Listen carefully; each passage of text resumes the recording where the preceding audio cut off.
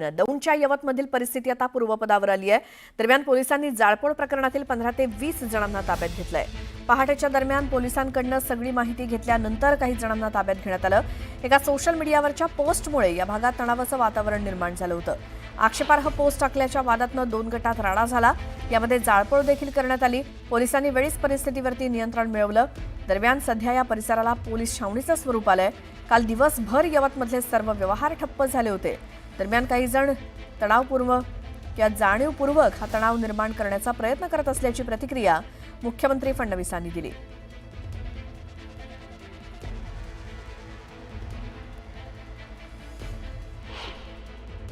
बाहेरच्या व्यक्तीने एक चुकीचं स्टेटस ठेवल्यामुळे आणि त्या ठिकाणी कुठल्या तरी पुजाऱ्याने बलात्कार केला वगैरे अशा प्रकारचं काहीतरी स्टेटस ठेवल्यामुळे तणाव निर्माण झाला आणि लोक रस्त्यावर आले।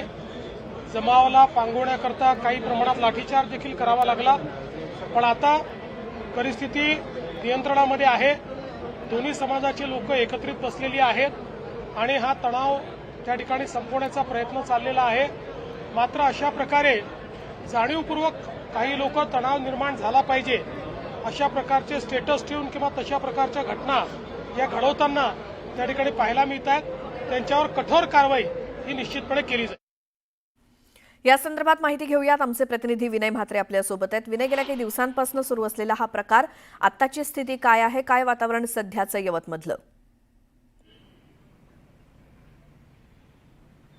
श्वेता, आजची परिस्थिती जर पाहिली तर आजची परिस्थिती तशी पूर्णपणे शांतता आहे, पण तणावपूर्ण शांतता म्हणायला काय हरकत नाही आहे। परंतु इथले जे काही सगळे व्यवहार आहेत, ही यवतमधली मुख्य बाजारपेठ आपण बघू शकता की यवतमधली मुख्य बाजारपेठ आणि या बाजारपेठेमध्ये जमावबंदी लागू असल्यामुळे इथे पूर्णपणे व्यवहार पूर्णपणे ठप्प आहेत आणि उद्यापर्यंत ही जमावबंदी असल्यामुळे हा सगळे व्यवहार बंद राहणार आहेत। 5 आणि 5 पेक्षा अधिक लोकांना जमा होण्यास बंदी असल्यामुळे इथे त्या पद्धतीने लोक फारसे बाहेर निघत नाहीयेत। गावातली परिस्थिती पूर्णपणे शांतता आहे। आणखीन सगळ्यात महत्त्वाचं म्हणजे जो शेतकऱ्यांचा माल आहे, शेतमाल आहे, तो मात्र या बाजारपेठेमध्ये येतो। आजूबाजूची जे शेतकरी आहे त्यांचा माल या बाजारपेठेमध्ये येतो आणि इथून मग ते पुण्याला आणि पुण्यावरून मुंबईला ही सगळी फुलं जातात। गुलछडीसारख्या असेल, त्याचबरोबर पालेभाज्या असतील, या सगळ्या इथे उत्पादन मोठ्या प्रमाणात शेतमालाचं होतो आणि हा सगळा शेतमाल याच यवतमधल्या बाजारपेठेमध्ये येत असतो आणि इथूनच मग तो पुणे आणि मुंबईपर्यंत जात असतो। त्यामुळे तो व्यवहार मात्र इथे सुरू आहे। दुधाचा व्यवहार सुरू आहे। बाकी इतर व्यवहार जी दुकानं आहेत ती पूर्णपणे बंद आहेत। खरं म्हटलं तर यवत तसं पाहायला गेलं तर यवतमध्ये दोन्ही समाजामधली लोक खूप गुण्यागोविंदाने या ठिकाणी गेले अनेक वर्षापासून राहत आहेत। त्यांच्यामध्ये फारसं मतभेद कधी फारसं पाहायला मिळालं नाही असं पोलिसांचं देखील म्हणणं आहे। परंतु जी कालची घटना झाली किंवा 26 तारखेला जी घटना घडली त्या घटनेनंतर मात्र असं एक समोर आलं चित्र की यवत आणि यवतचा हा जो सगळा परिसर आहे या भागामध्ये मोठ्या प्रमाणात बाहेरची लोक येऊन वास्तव्याला मोठ्या प्रमाणात आलेली आणि त्याचमुळे हा बाहेरच्या लोकांकडून हा सगळा प्रकार झाल्याचं देखील इथे म्हटलं जाते। काही ग्रामस्थ आपण त्यांच्याशी बोलण्याचा प्रयत्न करू। यवत सारखं गाव आहे, गेले अनेक वर्ष कधी अशी इथे ह्या ठिकाणी घटना घडली नाही, दोन तेढ कधी निर्माण झालं नाही। काल असं अचानक काय झालं? छत्रपती महाराजांची विटंबना केल्यामुळे ही घटना झालेली आहे। पण ही लोक कधी असं एवढं वर्ष कधीच झालं नाही। दोन्ही समाजाचे लोक गुण्या गोविंदाने राहत आहेत, गुन्हेगावांनी नांदत होते, पण बाहेरच्या लोकांनी जी तेढ निर्माण केल्यामुळं ही परिस्थिती उद्भवली। आणि दुसरा असा विषय की सर्व समाज एकत्र नांदतो इथं, कोणाचं काही देणं घेणं नाही, पण बाहेरची लोक आल्यामुळं स्थानिक लोकांना परिस्थिती निर्माण झाल्यामुळं हा विषय झाला। जरी काल संतप्त लोक होती, जमाव खूप मोठ्या प्रमाणात होता, तरी पण कोणी फारसं तसं नुकसान कोणाचं फारसं करण्यात नाही आला। राग होता मनात, परंतु कुठल्याही समाजाचं त्यांच्या घरापर्यंत जास्त नुकसान करण्याचा प्रयत्न झाला नाही झालेला। तुमचे व्यवहार नेहमी प्रमाणे एकमेकांशी चालतात, संबंध चांगले सगळ्यांचे संबंध काय म्हणा, तुम्ही काय म्हणाल? सर, जे बाहेरून लोक आलेत त्यांच्यामुळे खरा प्रॉब्लेम झालेला आहे। गावातली जी जुनी लोक आहेत मुस्लिम समाजाची, त्यांचा आणि इथल्या प्रॉपरचं काही नाही। बाहेरची येऊन इथं दंगा करण्याचा प्रयत्न करतात आणि इथल्या लोकांवरती दत्तिंग करतात। त्यात परवा विटंबना महाराजांची केली, त्यामुळे हा सगळा प्रकार झालेला आहे। बाकी अन्यथा काही नाही। तुम्ही काय म्हणाल? किती वर्षापासून इथे सगळेजण तुम्ही एकत्र राहताय? 10 वर्षापासून मी इथे राहतो, पण बाहेरचे लोक आल्यापासूनच वाढतंय, तसं वाढत नाही। पण त्यांना इथे जागा जमिनी देतो कोण त्यांना ह्या सगळ्या? मग आता जे पैसा भेटतो त्यांना ती जागा देणारच ना, पैसा भेटण्याशी मतलब ना. हां मग ती जागा घेऊन राहते. काही फुकटच्या जागा आहेत त्यांना, हां. त्या जागेवरच करते तसं देऊन जातात. श्वेता, मुद्दा हा सगळ्यात महत्त्वाचा हाच आहे यवतच्या बाबतीतला, कारण पुण्यासारखं शहर आहे. पुण्यासारख्या शहरामध्ये बाहेरून जी लोक येतात, काही लोक जी समाजकंटक लोक आहेत, त्यांना पुण्यासारख्या शहरामध्ये जागा मिळत नाही, आणि जरी जागा मिळाली तरी तिथे त्यांच्यात जी काही स्वप्न आहेत ती साकार करता येत नाही. त्यामुळे यवतसारख्या आजूबाजूची जी गावं आहेत त्या ठिकाणी जागा जमिनी घ्यायचं, तिथल्या लोकांशी संबंध वाढवायचे, आणि त्यानंतर ते जे समाजकंटक आहेत त्यांना जे काही साध्य करायचं असतं ते या पद्धतीने साध्य करतात. आज कालची जी घटना घडली 26 तारखेची, त्यामध्ये देखील जी व्यक्ती आहे जी बाहेरून आलेली आहे, त्यांनी जरी संगमनेरचं नाव घेतलं असेल, मी संगमनेरवरून आलोय, परंतु पोलिसांना संशय आहे की ती व्यक्ती संगमनेरवरून आली नाहीये, तर ती नांदेड किंवा इतर कुठल्या तरी भागातून आलेली आहे. आणि त्यांनी इथल्या एका तरुणाला जी फूस घातली, आणि मग त्या तरुणाने जो काही प्रकार केला, जो स्टेटस ठेवला, आणि त्यानंतर हा सगळा प्रकार घडला. त्यामुळे ग्रामस्थांमधला, दोन्ही समाजांमधला प्रेम आणि जिव्हाळा हा मात्र पूर्वी होतो आणि आजही आहे. श्वेता. विनय, या सगळ्या माहितीसाठी धन्यवाद. सध्या यवतमध्ये प्रकारानंतर तणावपूर्ण अशी शांतता बघायला मिळते. यवतमधील परिस्थिती आता पूर्वपदावर आलेली आहे. एका सोशल मीडियावरील पोस्टमुळे या भागात तणावाचं वातावरण निर्माण झालं होतं. आक्षेपार्ह पोस्ट टाकल्याच्या वादातून 2 गटात राडा झालेला होता. यामध्ये जाळपोळ सुद्धा झाली. पोलिसांनी वेळीच परिस्थिती नियंत्रणात आणली. दरम्यान सध्या या परिसराला पोलीस छावणीचं रूप आलेलं आहे, म्हणजे पोलीस सगळ्या ठिकाणी बघायला मिळत आहेत. काल दिवसभर यवतमधील सगळे व्यवहार ठप्प होते. दरम्यान काही जण जाणीवपूर्वक तणाव निर्माण करण्याचा प्रयत्न करतायत, अशी प्रतिक्रिया मुख्यमंत्री देवेंद्र फडणवीस यांनी दिली.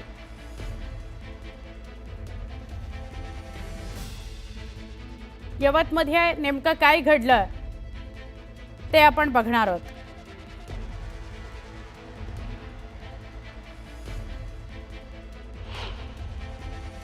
बाहेरच्या व्यक्तीने एक चुकीचं स्टेटस ठेवल्यामुळे आणि त्या ठिकाणी कुठल्या तरी पुजाऱ्याने बलात्कार केला वगैरे अशा प्रकारचं काहीतरी स्टेटस ठेवल्यामुळे तणाव निर्माण झाला आणि लोक रस्त्यावर आले. जमावाला पांगवण्याकरता काही प्रमाणात लाठीचार्ज देखील करावा लागला. पण आता परिस्थिती नियंत्रणामध्ये आहे. दोन्ही समाजाचे लोक एकत्रित बसलेली आहेत आणि हा तणाव त्या ठिकाणी संपवण्याचा प्रयत्न चाललेला आहे. मात्र अशा प्रकारे जाणीवपूर्वक काही लोक तणाव निर्माण झाला पाहिजे अशा प्रकारचे स्टेटस ठेवून किंवा तशा प्रकारच्या घटना या घडवताना त्या ठिकाणी पाहायला मिळत आहेत. त्यांच्यावर कठोर कारवाई ही निश्चितपणे केली जाईल. आमचे प्रतिनिधी विनय यांच्याशी आपण अधिक बोलणार आहोत. विनय, आत्ता परिस्थिती पूर्वपदावर आलेली आहे का? काय अधिक माहिती मिळतीये? सुवर्ण, नक्कीच कालच्यापेक्षा परिस्थिती खूपच चांगली आहे आणि आता तणावपूर्ण शांतता ह्या संपूर्ण यवतमध्ये आपल्याला पाहायला मिळतं. आपण बघूया, यवतमधल्या मी मुख्य बाजारपेठेमध्ये आहे आणि या सगळ्या बाजारपेठा पूर्णपणे बंद आहे. कालपासूनच या बाजारपेठा बंद आहेत. खरं म्हटलं तर सुवर्ण, 26 तारखेला हा जो सगळा प्रकार घडला होता त्यानंतर देखील यवतमध्ये पूर्णपणे तसं तणावपूर्ण शांतता होती. कोणताही हिंसक प्रकार त्यानंतर झाला नव्हता. मात्र तब्बल 5 दिवसानंतर, म्हणजे काल एका सय्यद नावाच्या व्यक्तीने जो स्टेटस ठेवला आणि त्या स्टेटस नंतर मात्र परिस्थिती गंभीर झाली आणि मग नंतर जो काही यवत गावामध्ये जी काही दगडफेक झाली असेल किंवा जाळपोळ झालं, त्याचबरोबर काही घरांवरती हल्ले करण्यात आले. हा जो सगळा प्रकार झाल्यानंतर मात्र पोलिसांनी तात्काळ त्या संबंधित व्यक्तीला देखील ताब्यात घेतलं आणि जी काही गावकऱ्यांची बैठक घेतली त्या बैठकीमुळे नंतर आणि पोलिसांचा बंदोबस्त पूर्णपणे यवत आणि यवत गाव आणि यवतचा जो परिसर आहे ह्या सगळ्या परिसरावरती लावण्यात आला. आणि त्यानंतर जेव्हा परिस्थिती हाताबाहेर जाण्याची अशी होती त्यावेळी मात्र पोलिसांनी लाठीचार्ज केला, अश्रुधुराच्या नळकांड्या देखील फोडल्या. यानंतर मात्र हा पूर्ण जी परिस्थिती आहे ती नियंत्रणात आलेली आहे. आता जर आपण पाहिलं, आज सकाळी हे 7:30 ते 8 वाजता ही संपूर्ण बाजारपेठ सुरू होते. मात्र आज जमावबंदी असल्यामुळे, उद्यापर्यंत जमावबंदी असल्यामुळे या बाजारपेठा पूर्णपणे बंद आहेत. तिथले व्यवहार पूर्णपणे ठप्प आहेत. परंतु पूर्णपणे शांतता इथे दिसते, तणावपूर्ण शांतता ह्या संपूर्ण यवत मध्ये आहे. पोलिसांचा बंदोबस्त गावामधील प्रत्येक भागावरती आहे, चौकामध्ये हा बंदोबस्त आहे. हायवेचा परिसर जर बघितला तर हायवेच्या परिसरामध्ये देखील हा पूर्णपणे बंदोबस्त लावण्यात आलेला आहे. बाहेरच्या व्यक्तींना गावामध्ये येण्यासाठी मज्जाव करण्यात आलेला आहे. 5च्या व्यतिरिक्त जास्त लोकांनी गावामध्ये जमायचं नाही असं देखील पोलिसांकडून सांगण्यात आलंय. त्यामुळे पोलिसांचा चोख बंदोबस्त हा या सगळ्या परिसरामध्ये असल्यामुळे आता यवत हा पूर्णपणे शांत झालेला दिसतोय.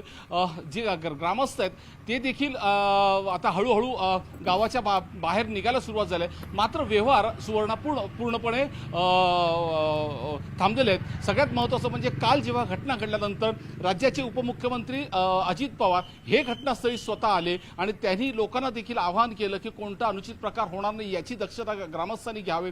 आणि त्याचबरोबर खासदार सुप्रिया सुळे असतील यांनी देखील आवाहन केलं. राजकीय नेत्यांनी देखील आवाहन केल्यानंतर या सगळ्या परिसरामध्ये त्याचा परिणाम खूप चांगला होताना दिसलाय. आणि आज सकाळपासूनच जरी व्यवहार बंद असले तरी परंतु या गावामध्ये यवतमध्ये पूर्णपणे शांतता आहे. तणाव आहे नक्कीच, परंतु शांतता आहे आणि पोलिसांचा देखील चोख बंदोबस्त आहे. नक्की नक्की विनय, धन्यवाद.